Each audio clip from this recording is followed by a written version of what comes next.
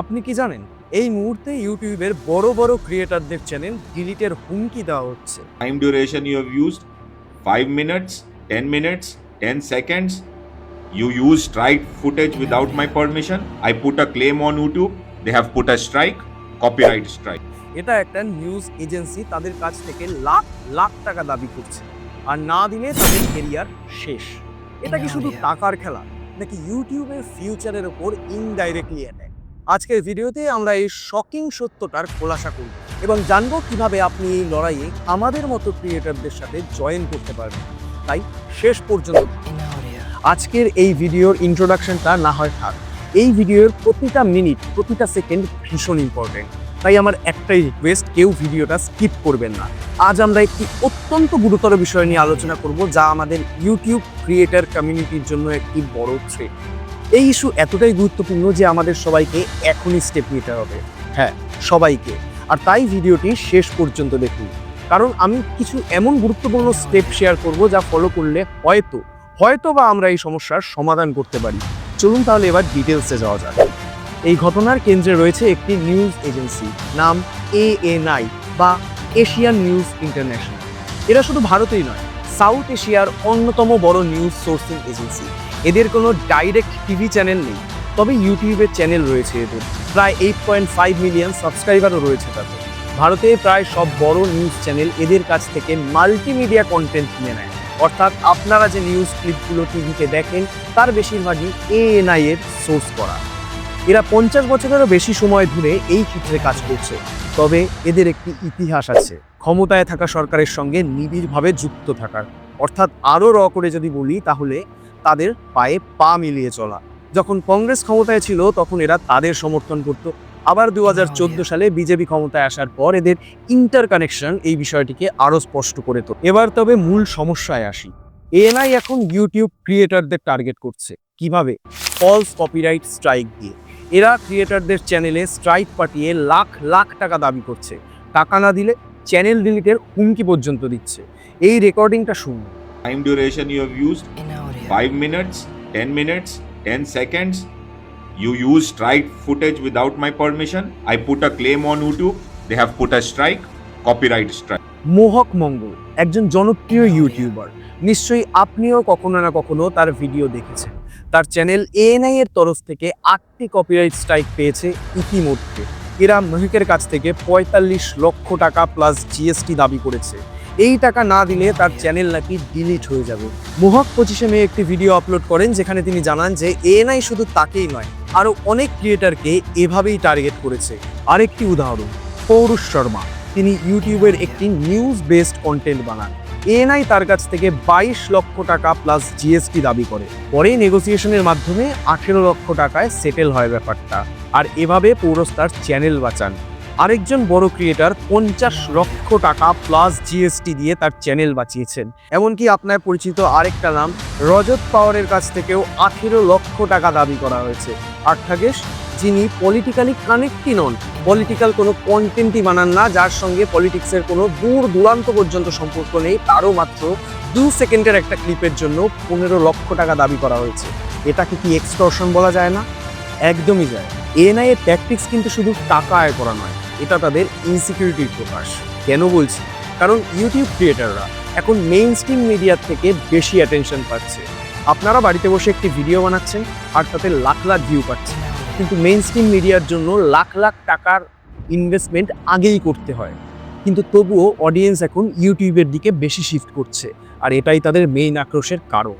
আর যখন কোনো ক্রিয়েটর তাদের ক্লিপ ব্যবহার করে, এমনকি যদি সেটা ফেয়ার ইউজের আওতায়ও থাকে, তখনও তারা কপিরাইট স্ট্রাইক দিয়ে টাকা আদায় করছে।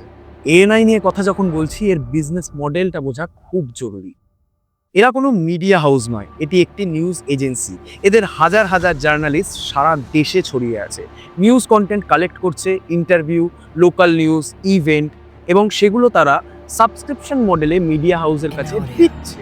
কিন্তু এখন এরা ইউটিউবে এই মডেলটা ফলসলি ইমপ্লিমেন্ট করছে। যেমন মোহকের ক্ষেত্রে বলা হয়েছে 8টি স্ট্রাইকের জন্য প্রতিটির পেনাল্টি 5 লাখ টাকা, মানে টোটাল 40 লাখ টাকা।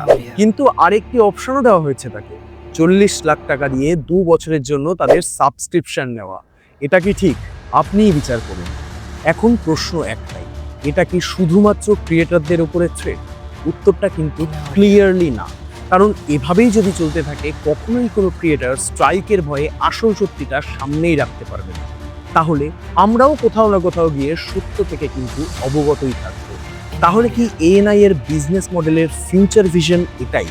যদিও আমার পার্সোনাল ওপিনিয়ন এটা, কিন্তু এটা কি সত্যি ভাববার বিষয় নয়? এখন আমাদের কি করা উচিত? প্রথমত ইস্যুটাকে টুইটারে ট্রেন্ড করাতে হবে। টুইটারে আউটরিচ সব থেকে এফেক্টিভ। আমি কিংবা আপনারা হয়তো একা এই বিষয়টাকে ট্রেন্ড করাতে পারবো না, কিন্তু আপনাদের অংশটা অ্যাটলিস্ট করুন। হ্যাশট্যাগ ব্যবহার করুন, যেমন স্টপ এএনআই এক্সটর্শন। দ্বিতীয়ত, এএনআইকে জানাতে হবে যে আমাদের মতো কন্টেন্ট ক্রিয়েটারদের আউটরিচটা রিয়েল। এখনই দেখুন এএনআই এর ইউটিউব চ্যানেলের প্রত্যেকটি ভিডিওর comment section, live stream, community পোস্টে মোহককে সাপোর্ট করা হচ্ছে। এটা আরও বাড়াতে হবে কোথাও না কোথাও। তৃতীয়ত, স্মিতা প্রকাশ, যিনি এএনআই এর সিইওর ওয়াইফ এবং পার্ট ওনারও বটে, তাকে হাইলাইট করতে হবে। তাকে দুটো বাজে কথা বলা কিংবা হেট করার কথা বলছি, কিন্তু তাকে বারবার জানাতে হবে যে তার কোম্পানি কি করছে। যখন নেশন ওয়াইড ক্যান্সেলেশনের ফেয়ার তাকে ডিস্টার্ব করবে, তখনই তারা এই ট্যাকটিক্স বন্ধ করতে কিন্তু বাধ্য হবে। অ্যান্ড ফোর্থলি, অশ্বিনী বৈষ্ণব, আমাদের ইনফরমেশন অ্যান্ড ব্রডকাস্টিং মিনিস্টার, তাকে ট্যাগ করতে হবে, তাকে ইমেল করতে হবে। তার টুইটার হ্যান্ডেলে প্রায় 16 লাখ ফলোয়ার আছে।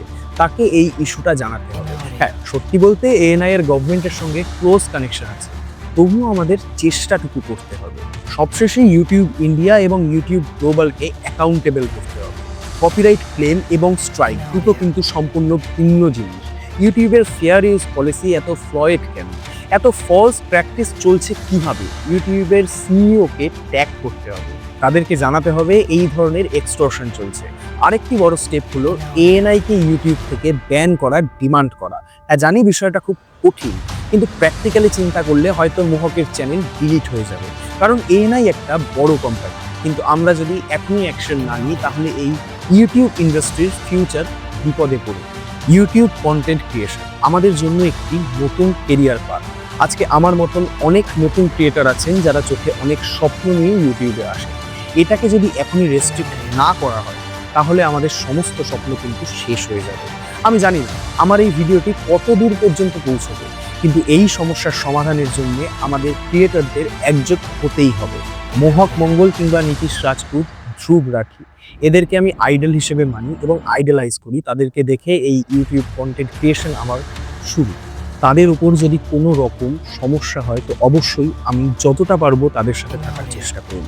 তো আমি এক্সপেক্ট করব আপনি যদি এই ভিডিওটি দেখেন অ্যাটলিস্ট স্টেপ নিন, কারণ এটা ভাইরাসের মতো ছড়াবে। দেখা হচ্ছে পরবর্তী ভিডিওতে, ততক্ষণের জন্য স্টে অ্যাক্টিভ।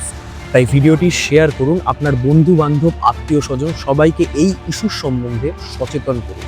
এই বিষয়টা কিন্তু সত্যি ভীষণ সিরিয়াস, আমাদের একসঙ্গে লড়তে হবে। ভিডিওটি এখানেই শেষ, পরবর্তী ভিডিওতে আবার দেখা হবে। ততক্ষণ stay aware, stay safe and stay active.